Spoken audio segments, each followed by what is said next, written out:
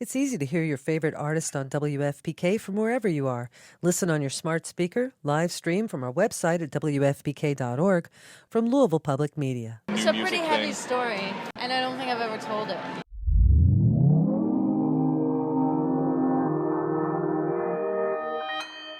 Consequence Podcast Network.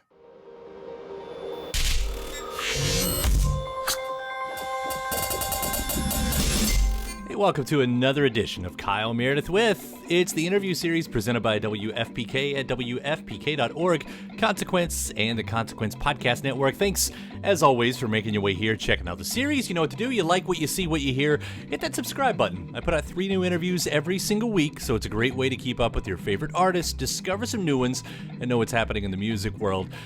Today's episode, this is actually a bonus episode, as I've been looking through my vault of interviews to see sort of what got lost along the way. Not every interview, immediately made it out, and then you know how these things happen. They just kind of end up in the files.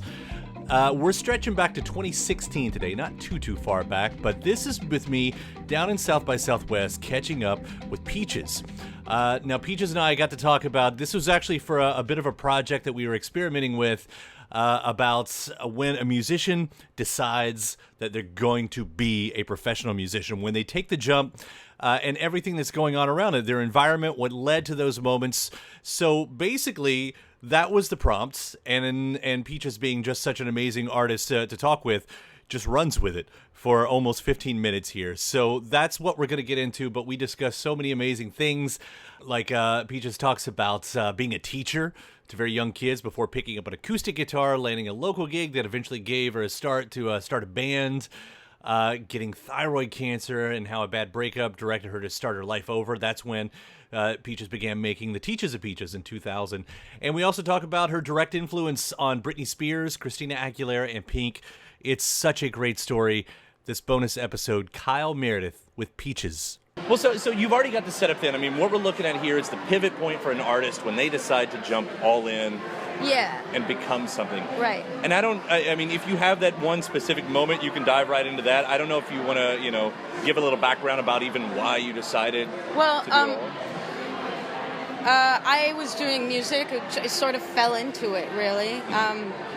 I wanted to be a theater director, and then I went to theater school and realized that I didn't want to work with actors, and I didn't want to work with all these sets, and thought that I'd probably have a heart attack by the time I was 30 if I continued that way. So I kind of dropped out of this director's program that I was in, and then just took general different arts, just to creative, because obviously I was a creative. So this is in college, and then which we don't call it that in Toronto, but I just said college. It's funny. University. Yeah. University.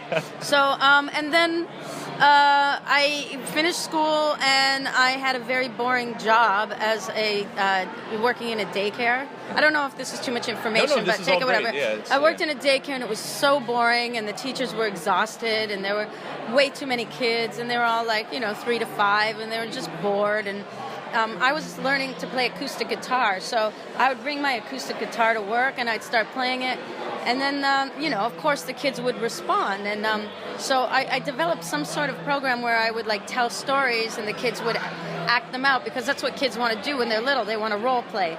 So the director of the daycare, saw me doing that. It was like a YMCA, and she said, "Would you like to do this program at all the YMCAs in the area?" So then I started to develop this program, and I got a job doing that, and then I had this career teaching kids, and it grew and grew, and it was just me, and it was great because I didn't have to answer to anybody. But at the same time, I had a girlfriend at the time, and she was also playing acoustic guitar, and got one gig at a bar. She had 5 songs written, and I had 3, and I'm like, can we do it together? Can I join you? I asked her to join her, and we sang together at this bar. And then so many people came, because we had a lot of friends, that he asked us if we could play there weekly. So all of a sudden I was a musician with a gig playing acoustic guitar, which I'd never done in, really.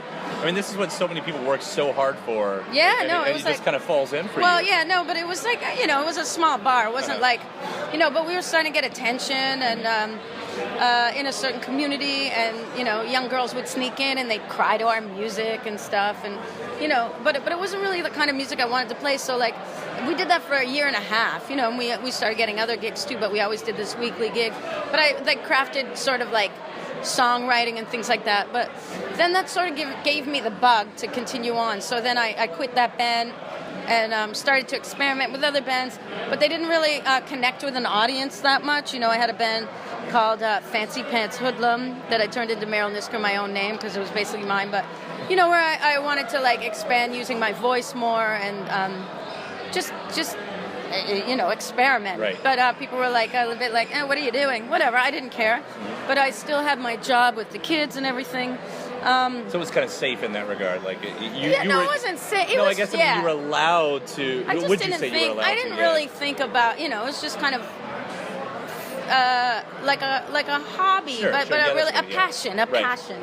And then I met a band that actually liked what I did, and there was a girl in the band that I became good friends with, and I said I wanted to start a band with her. And this is a really long story, so take what you want from it, because it's going to go on and on and on. So I started... You're doing all the work for me, by the way. All right, so yeah, exactly. So I wanted to start a band with her, and I wanted to start an all-girl band. And she's like, no, but my next-door neighbor, he's really cool. He has a place to jam in his basement, so we should just go over there. And I have a crush on this guy, so we should invite him too. So I was like, no, I want a girl band, but okay, I'll come to the jam. And I went there, and I've only ever played electric guitar and acoustic guitar.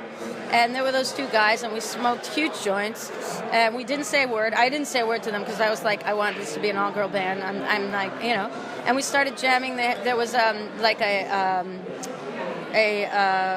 really cool like SH-1000 keyboard there, and there was drums and a bass, of course, and a guitar and vocal mics.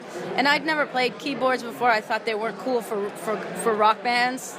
That's what I thought. And we just started switching instruments. Like, I'd never played any of these things, and everybody was just so open to it. And we just started writing songs. We literally wrote like 3 songs, just like about each other and about like little sexual tensions that were going around the room. And it was like, whoa, this is so cool. We're just like, fuck everything we've all done before. This is just like and really tap straight into it. Yeah, very to the gut. And so we started a band and we called it The Shit. And we were kind of like a no way, for lack of a better room, but people really loved it. And then I was like, I kind of got the bug, or understood, like, wow, when you have a band or you have something that people love, like, even if it's underground, I don't mean like we were pop, we're going to make it huge, but I was like, this is, really cool. And then actually I got thyroid cancer, and it didn't affect me, but it affected my brain. And I was like, I really want to make music. I want, what is important to me. And I realized music is really important, and that's going to be what I do. So that I sort of like, that was the moment where I was like, okay, let's do it. And then all the people in the shit, well, I like to say the shit turned to diarrhea, and then everybody else moved away, and I had to, and now I was like, involved and interested in keyboards and drums and blah, blah, blah. So I got one machine, and I started to just make beats on it and make music like I was, a whole band. And, also I was in a relationship, and that broke up. So the two things, the sort of really long relationship I was in and the thyroid cancer, really just drove. I was just like, that's it. That's all I need. That's what I'm going to be doing. This is my focus, And because I had to start my life over when you have a long relationship. So. And so I made Teachers of Peaches, which is obviously not a bleeding heart victimized album at all. This is 95, right? No, this is 99. Oh, 99 when I was making it. Yeah. So I was making these songs, and then it started to get, I started to play around. I started to get some attention, and I was just very conscious of not saying, I'm having a bad breakup and I had cancer. I had nothing. I didn't want to be pigeonholed or anything like that. I just was like, I didn't want any of those things to like. You know what I mean? Like, because you can use those things. But you don't want it to define you at the same I didn't want thing, it to define me, or like she had this and this happened. So I never mentioned it. Actually, this is probably the second time I've ever mentioned it in an interview. I think it was, but and this is like 16 years later. Sure. It wasn't like I was avoiding it. It was just like I didn't want it to be defining. So because you want the music to stand. Yeah. So then, I had traveled around with Gonzalez, who was part of the shit, in Europe, and we came to Berlin and played. We were just playing electronics with no vocals, and a small label saw us and said, "Oh, I'd love you to be part of this festival," which is outrageous. Like, you just go to Berlin and play at a weird underground club, and then they want you to play at this festival. But I had to go home because I still had my job as teaching kids, like not at the daycares anymore, but I had a whole business. This is like a 10-year, story. Right. Put into, 5 hours for you. And then, so I went back, and it's actually when I came back from that visit in Berlin, knowing that I was like, I am going to make this album, and then that's when I was like, this is the moment where I'm just going to do my thing. And I didn't really think like I'm going to be a superstar or I'm going to travel the world. I just thought maybe I can go back to Berlin or play, but I really want to make a good album and I want to make music. So I produced everything and then played there and got signed by a very small label and moved to Berlin after I finished my last year. Also very exciting, there was a girl I had met a long time ago who was also teaching kids who had a teen pregnancy. I thought it was very strong of her. She was teaching kids pregnant 16 in front of other people, and I contacted her because I knew she was a great musician and a teacher, and I gave her my whole business. I'm like, do you want to teach kids music and you want to do this? Here's all my contacts, take everything. I'm moving to Berlin, I'm going to try it as Peaches, and she's just, so it was nice to pass that on too.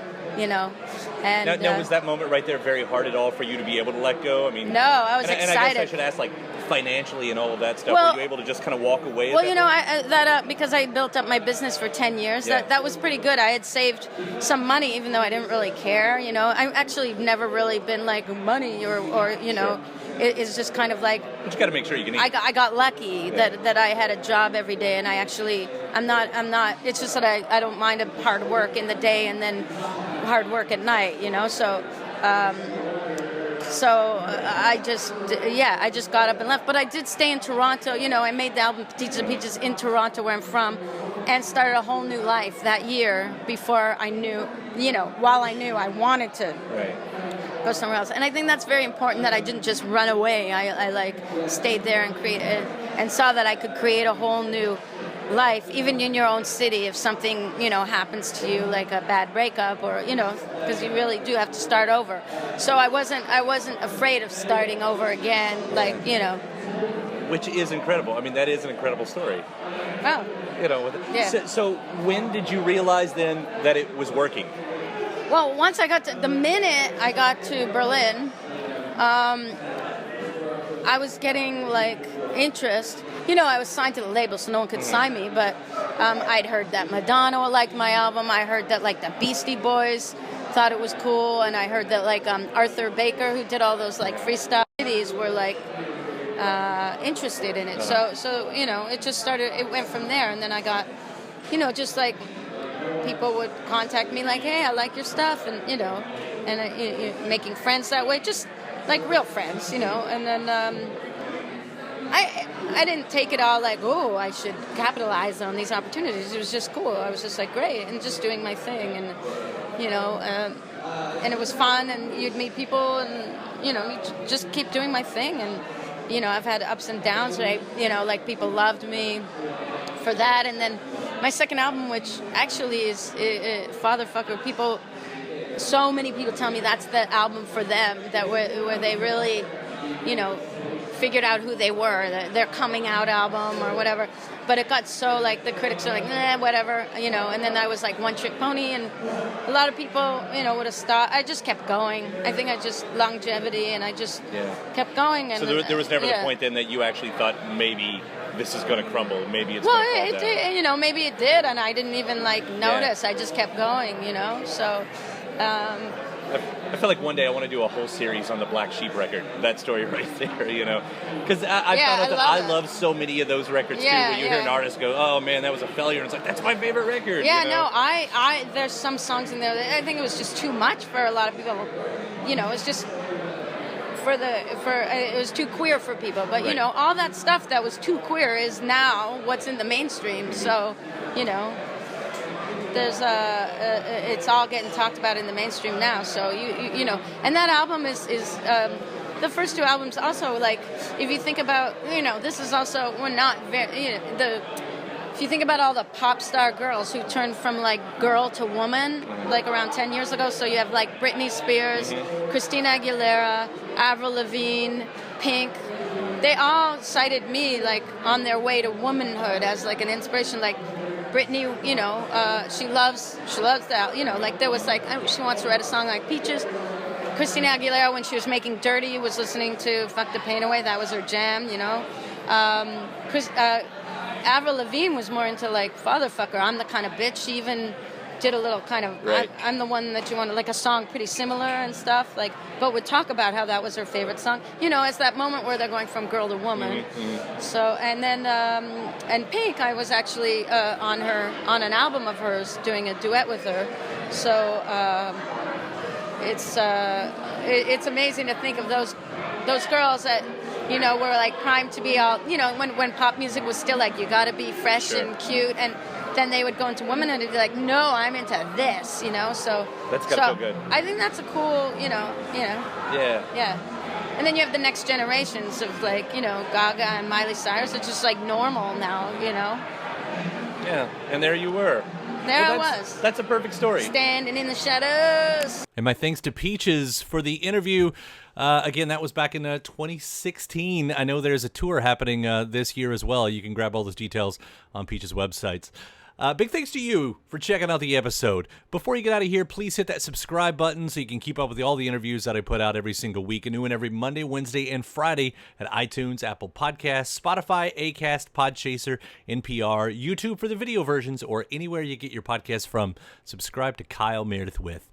Then after that, head over to WFPK.org, where I do a show Monday through Friday, 6 p.m. Eastern, an hour full of song premieres, music news, anniversary spins, and bonus interviews, Monday through Friday, 6 p.m. Eastern, at WFPK.org. Consequence has your music and film news. You can also find me on the social media spots, mostly on Twitter, but also Facebook and Instagram, all three of them at Kyle Meredith. I do hope you like and follow along. That does it for another edition. I'm Kyle Meredith. I'll see you next time.